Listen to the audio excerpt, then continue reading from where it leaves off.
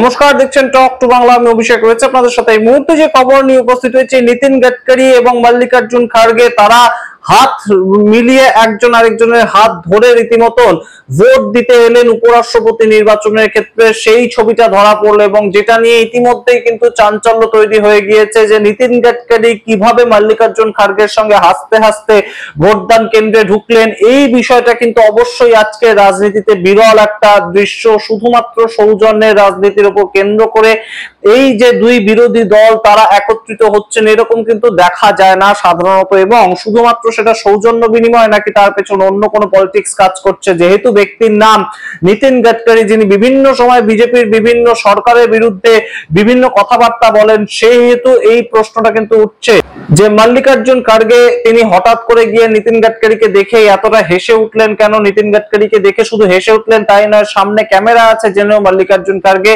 নিতিন গাডকারির হাতটা চেপে ধরেন এবং নিতিন গাডকারিকে অত্যন্ত সাবলীল দেখায়, অত্যন্ত স্বাভাবিক দেখায়। এবং সেই নিতিন গাডকারি মল্লিকার্জুন খাড়গের সঙ্গে হাঁটতে হাঁটতে গল্প করতে করতে একদম হাসতে হাসতে তারা গেলেন ভোটদান পর্বে এবং তারা দুজনে গিয়ে ভোট দিলেন। এই যে ভিডিওটা আজকে সকালবেলায় পাবলিক হয়েছে, সেটা কিন্তু অবশ্যই ইতিমধ্যে আলোচনার কেন্দ্রবিন্দুতে উঠে এসেছে। এবং বিজেপির অন্য কোনো সাংসদকে আপনারা ভাবতে পারেন যে এই রকম ভাবে একদম মল্লিকার্জুন খাড়গে বা বিরোধী দলের কোনো নেতার সঙ্গে রীতিমতন হাত মেলাচ্ছেন, বা সেটা একদম নির্বাচনের দিন অর্থাৎ উপরাষ্ট্রপতি নির্বাচন সেই দিন। এর আগে আমরা দেখতে পেয়েছিলাম রাজীব প্রতাপ রুডি তিনি সংসদ চত্বরের মধ্যে রাহুল গান্ধীর সঙ্গে হ্যান্ডশেক করেছিলেন, সেটা নিয়ে কতটা বিতর্ক তৈরি হয়েছিল। কিংবা রাজনাথ সিং, তার ক্ষেত্রে কতটা বিতর্ক তৈরি হয়েছিল, তিনি প্রিয়াঙ্কা গান্ধীর সঙ্গে কথা বলেছিলেন বলে। এই যে সামগ্রিক বিষয়গুলো, সেগুলো কিন্তু অতটা সহজ নয় গত 11 বছর ধরে যে মোদী সরকার চলছে সেই পরিপ্রেক্ষিতে। এবং সেই প্রেক্ষাপটে নিতিন গাডকারি কেন হঠাৎ করে মল্লিকার্জুন খাড়গে তাকে দেখে হাসলেন, এবং শুধু হাসলেন না, তার হাত ধরে একদম মল্লিকার্জুন খাড়গে নিয়ে গেলেন ভোটদান কেন্দ্রের দিকে। এইটা কিসের ইঙ্গিত? মল্লিকার্জুন খাড়গে নিতিন গাডকারিকে কেন নিয়ে যাচ্ছেন ভোটদান কেন্দ্রের দিকে? তিনি একজন কেন্দ্রীয় মন্ত্রী এবং তার সঙ্গে মোদী সরকারের অত্যন্ত কনফিডেন্সের একজন মানুষ। যদিও ইতিমধ্যেই তিনি গত কয়েকদিন ধরে বিভিন্ন ধরনের স্টেটমেন্ট দিচ্ছেন, নরেন্দ্র মোদী সরকারকে কোণঠাসা করছেন। বিভিন্ন জায়গা থেকে আমরা শুনতে পাচ্ছি যে এই সরকার গরিব আরো গরিব হয়ে যাচ্ছে, বড়লোক আরো বড়লোক হয়ে যাচ্ছে, কিছু মানুষের হাতে একদম টাকা পয়সা, দেশের ইকোনমি পুঞ্জীভূত হয়ে থাকছে। এই সমস্ত বক্তব্য রাখছিলেন নিতিন গাডকারি। এবং তার সঙ্গে তিনি কয়েকদিন আগেই বলেছেন যে এই দেশে যারা রাজনীতি করে তাদের মিথ্যে বলতেই হয়, সঠিক কথা বলে সত্যি কথা বলে রাজনীতিতে থাকাটা খুব একটা সহজ কাজ নয়। এই ধরনের কথাগুলো বলছিলেন নিতিন গাডকারি। কিন্তু তা বলে একদম মল্লিকার্জুন খাড়গে তাকে হাত ধরে ভোটদান কেন্দ্রের দিকে নিয়ে যাবেন উপরাষ্ট্রপতি নির্বাচনের ক্ষেত্রে, সেটা কতটা স্বাভাবিক, এই নিয়ে কিন্তু প্রশ্ন উঠছে। অন্যদিকে আমরা সোশ্যাল মিডিয়া মারফত যে খবরটা উঠে আসছিল সেটা আপনাদের সামনে রাখি যে নিতিন গাডকারি বাড়িতে একটা ক্লোজ ডোর বৈঠক হয়েছে গতকাল রাতেও, এবং সেই ক্লোজ ডোর বৈঠকটার মধ্যে কিন্তু নিতিন গাডকারি ছিলেন এবং তার সঙ্গে তার লবির যে সমস্ত সাংসদরা তারাও কিন্তু উপস্থিত ছিলেন। এবং এই নিতিন গাডকারি কিন্তু গতকাল পৌঁছানোর কথা ছিল এনডিএ যে সভাটা নরেন্দ্র মোদী অমিত শাহ ডেকেছিলেন সেখানে, যেখানে সিপি রাধাকৃষ্ণন উপস্থিত ছিলেন, সেই সভায় উপস্থিত থাকলেন না নিতিন গাডকারি। অন্যদিকে তার নিজের বাড়িতে বৈঠক হয়েছে এমন খবর উঠে আসছে। আমরা জানি না এই খবরের কতটা সত্যতা, কিন্তু নিতিন গাডকারি অবশ্যই যে আরএসএস পন্থী একজন মানুষ এবং তার সঙ্গে এই মুহূর্তে কেন্দ্রের যে সরকার তার বিরোধী একটা পজিশন নিতিন গাডকারি দাঁড়িয়ে আছেন, এটা স্বাভাবিক। এবং তার সঙ্গে আজকের যে ছবিটা সেটা কিন্তু আরো তাৎপর্যপূর্ণ একটা রীতিমতন এই মাত্রা যুক্ত করলো নিতিন গাডকারির বর্তমান পলিটিক্স এবং তার সঙ্গে বিরোধীদের যে পলিটিক্স সেই ক্ষেত্রে। এবং তার সঙ্গে নিতিন গাডকারি কিন্তু কয়েকদিন আগের থেকেই একটা সমস্যার মধ্যে পড়েছিলেন যে নিতিন গাডকারির যে ছেলে, তাদের যে ইথানলের কোম্পানি, সেই ইথানলের কোম্পানি গত 1 বছরে লোকসভা ভোটের পর থেকে 17 কোটি টাকার কোম্পানি 590 কোটি টাকার কোম্পানিতে পৌঁছেছে। এবং সেই যে 1 বছরের টার্নওভার এত টাকা হলো কি করে, সেইটা নিয়ে কিন্তু প্রশ্ন উঠেছে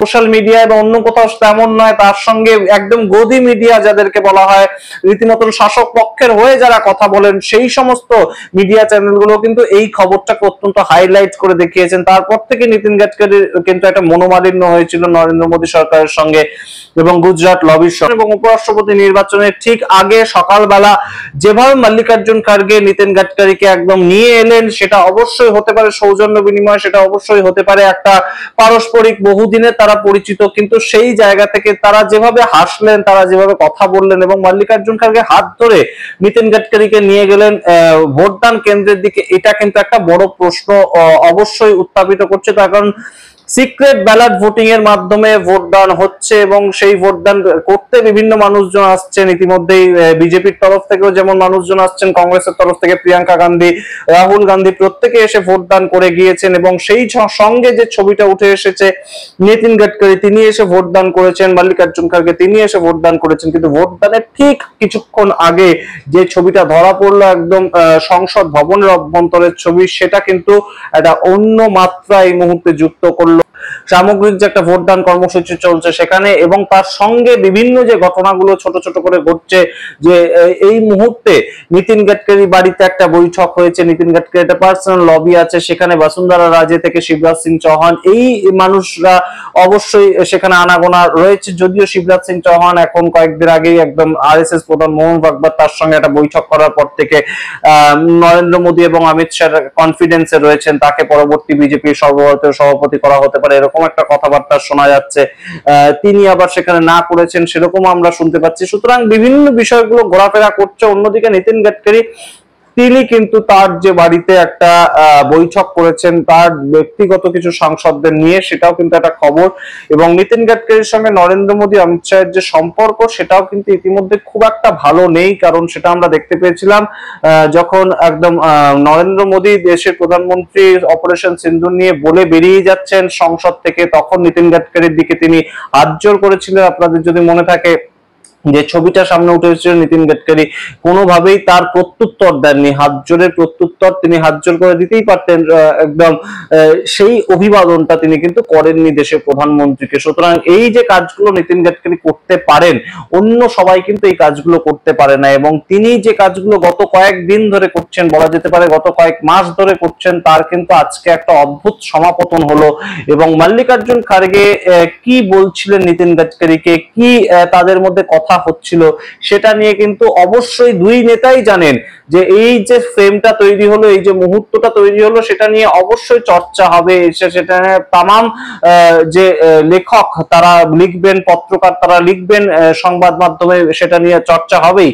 কিন্তু সেটাকে শুধুমাত্র সৌজন্য বিনিময়, রাজনৈতিক সমস্ত বিরোধ ভুলে গিয়ে নাকি এর মধ্যে অন্য কোনো পলিটিক্স কাজ করছে, সেটা কিন্তু এই মুহূর্তে অবশ্যই তাৎপর্যপূর্ণ। তার কারণ এই মুহূর্তে দেশের পলিটিক্স কিন্তু অবশ্যই এমন একটা জায়গায় পরিস্থিতিতে পৌঁছেছে যে একদম শাসক পক্ষের সাংসদদের সঙ্গে বিরোধী পক্ষের সাংসদদের দেখা সাক্ষাৎ হলেই সেটা নিয়ে একটা চর্চা শুরু হয়ে যায়। সেই জায়গাটা জেনেই কিন্তু মল্লিকার্জুন খার্গে গিয়ে তার হাতটা ধরলেন, হাত ধরে একদম নিয়ে গেলেন। আপনারা ভিডিওটা সম্পূর্ণ দেখতে পাচ্ছেন বারংবার, যে হাত ধরে একদম মল্লিকার্জুন খার্গে তাকে নিয়ে যাচ্ছেন, এবং সেই জায়গা থেকে নিতিন গাডকারি অত্যন্ত স্বাভাবিক সাবলীল, তাদের মধ্যে যেন এর আগেও সাম্প্রতিক কালে কথাবার্তা হয়েছে সেই রকম ভাবে একদম অ্যাটিটিউডটা সমস্তটাই রাখলাম আপনাদের সামনে। এই সমস্ত বিষয়গুলো উঠে আসছে আজকে, দেখা যাক এখন কি হয়। সিক্রেট ব্যালট ভোটিং এর মাধ্যমে কে কাকে ভোট দেন, কে ক্রস ভোটিং করে দেন, সমস্তটাই ধরা পড়বে আজকে। অবশ্যই রাত্রিবেলা আমরা জানতে পারবো না কে ভোট দিলেন, ক্রস ভোটিং করলেন কে, কিন্তু কতজন ক্রস ভোটিং করলেন, কোন পক্ষের থেকে ক্রস ভোটিং করলেন, সেগুলোর হিসেবটা আমরা অবশ্যই পাবো।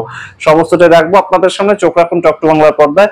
আজকে সারাদিন শুধুমাত্র উপরাষ্ট্রপতি নির্বাচন, সেটা নিয়ে কিন্তু খবর মুহুর্মুহু উঠে আসছে। সমস্তটাই দেখতে থাকুন, অবশ্যই talk to Bangla YouTube channel থেকে সাবস্ক্রাইব করে দিন।